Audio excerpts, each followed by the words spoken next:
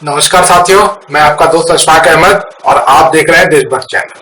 अभी जो चंडीगढ़ के मेयर चुनाव हुए थे पिछले महीने, तो उसके बाद में भारी कंट्रोवर्सी हो गई थी, क्योंकि जो कैमरे थे जो वहाँ पे लगे हुए थे जहाँ पे चुनाव की मतगणना होनी थी, तो उसमें साफ दिख रहा था कि जो रिटर्निंग ऑफिसर था अनिल मसीह, तो वो जो बैलेट पेपर थे, क्योंकि चुनाव बैलेट पेपर से हुए थे, तो उस पे निशान लगा रहा था और 8 बैलेट पेपर पे निशान लगाया और उनको रद्दी करार दिया कि वैलिड नहीं है। और इस तरीके से जो चुनाव आम आदमी पार्टी और कांग्रेस जो मिल के लड़ रहे थे, उनको आसानी से जीत जाना चाहिए था, वो हार गए और भाजपा को जिता दिया गया था कि 8 जो बैलेट पेपर थे वो आम आदमी पार्टी और कांग्रेस के थे, तो उनको 20 मत थे दोनों मिला के, क्योंकि 13 आम आदमी पार्टी और 7 कांग्रेस, तो उसमें से 8 घटा दिए तो 12 बचे और भाजपा के 16 थे मत, क्योंकि 16 उनके काउंसिलर हैं और एक एमपी का भी मत पड़ना था, तो 17 मिलते, तो भाजपा जीत गई धांधली करके। और जबकि सीसीटीवी कैमरा जो था उसमें साफ दिखा रहा था कि धांधली हुई है, तो इस पे बवाल मचा, तो फिर सुप्रीम कोर्ट में मामला गया। तो सुप्रीम कोर्ट में अनिल मसीह ने कबूला कि वो जो 8 मत बैलेट पेपर थे उस पे उसने निशान लगा के और उनको जो है इनवैलिड किया था। तो अब इस पे कल फैसला होगा, तो फैसले के पहले ही उसने कबूल लिया। और दूसरे जो सोनकर था, जिसको मेयर बना दिया गया था, तो उसने त्याग पत्र दे दिया है, क्योंकि ये तो धांधली पकड़ा गई है। तो कल सुनवाई करेगा सुप्रीम कोर्ट।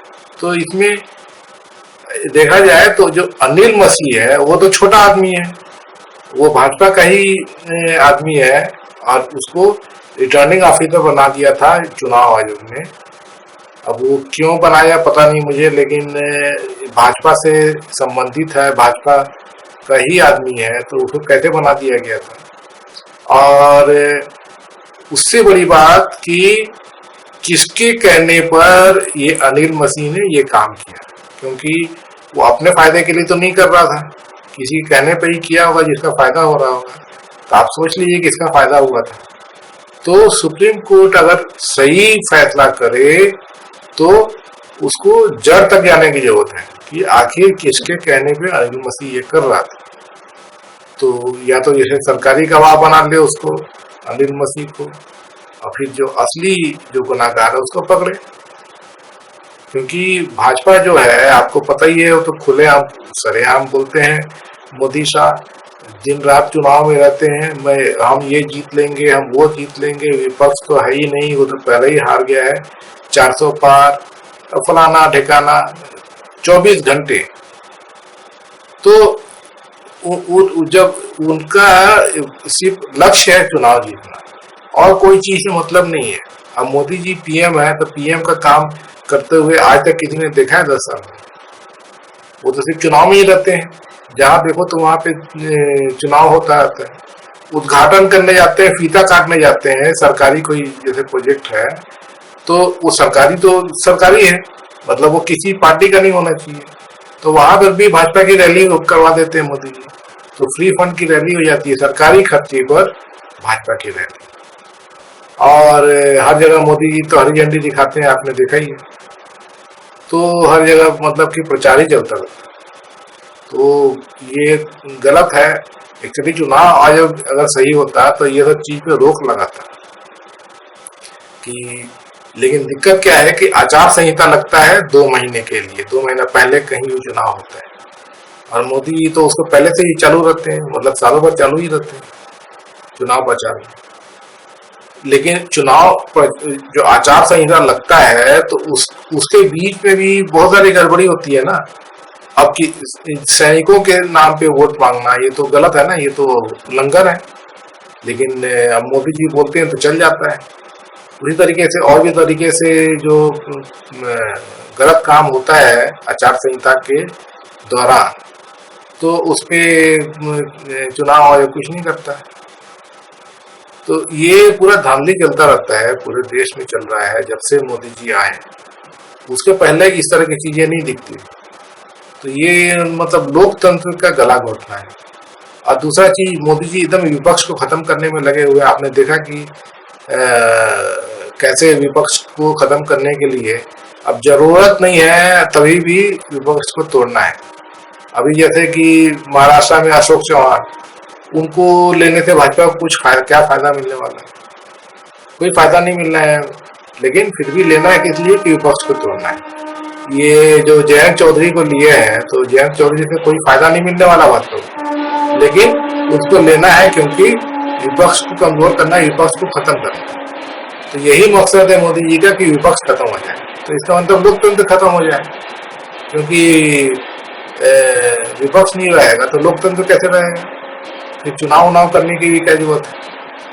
तो छोटे से छोटा चुनाव, बताइए कि मेयर का चुनाव था, उस पर इतनी बड़ी धांधली की है। अब बड़े चुनाव में क्या करते होंगे मोदी? तो मतलब किसी तरीके से मतलब वो मोदी जी को गद्दी चाहिए, गद्दी पे ही रहना है और अपना सीट बढ़ाते जाना है कैसे भी, और विपक्ष खत्म करना है। तो ये खतरनाक है, क्योंकि लोकतंत्र तो खत्म हो जाएगा भाई। मोदी जी तो खत्म कर रहे हैं हर तरीके से। अब जैसे मीडिया को देखिए तो मीडिया कहाँ बचा है? टीवी जितने भी चैनल हैं तो सब गोदी चैनल बन गए हैं, मोदी जी ने उनको बना दिया है।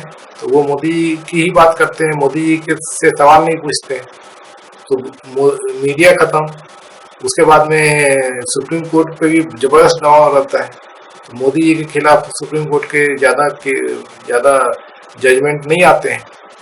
उसके बाद में जो विपक्ष है, विपक्ष को खत्म कर रहे हैं। तो फिर बचा क्या? लोकतंत्र में कुछ बचा है? यही तो स्तंभ है लोकतंत्र के, कि एक न्याय प्रणाली एक स्तंभ है, पत्रकारिता एक स्तंभ है, विपक्ष एक स्तंभ है। तो मोदी जी तो सब खत्म कर दिए, बचा क्या? तो लोकतंत्र अब कुछ बचा है? यही तो दिक्कत है। और लोकतंत्र नहीं बचेगा तो जनता का न्याय कैसे मिलेगा? जनता का न्याय को, जनता को जो चाहिए, जनता की जो उम्मीद होती है, तो उसको कैसे पूरा होगा? वो लोकतंत्र में जनता वोट देती है ना, तो वो कुछ सोच के वोट देती है कि भाई हमारे काम होंगे, हमारे भले के लिए। तो ये उसके लिए जरूरी है कि जैसे विपक्ष है तो विपक्ष जनता की आवाज उठाता है। कोई भी सरकार जैसे बन जाती है, ठीक है, मान लिया कि जनता ने गलत वोट दे दिया और कोई सरकार बन गई, तो विपक्ष जो है तो वो जनता देखती है कि गलत हो रहा है, तो विपक्ष वही आवाज बन के उनका उठाता है। तो विपक्ष नहीं रहेगा, जनता की आवाज कैसे चलेगी? पत्रकार का भी वही काम होता है कि जो भी सरकार से सवाल करे। तो कोई गलत सरकार बन गई है तो फिर सवाल करे पत्रकार, तो जनता का ही सवाल पूछेगी ना। तो उसी को खत्म कर दिए। और उसके बाद में जो कोर्ट सिस्टम है, तो उसमें आप देख ही रहे हैं क्या हो रहा है। तो न्याय कहीं नहीं मिल रहा है जनता को जो चाहिए। तो ये पूरा जो सिस्टम है पूरा, वो मोदी जी खत्म कर रहे हैं, वो बहुत खतरनाक है। ये चीज रुकना चाहिए।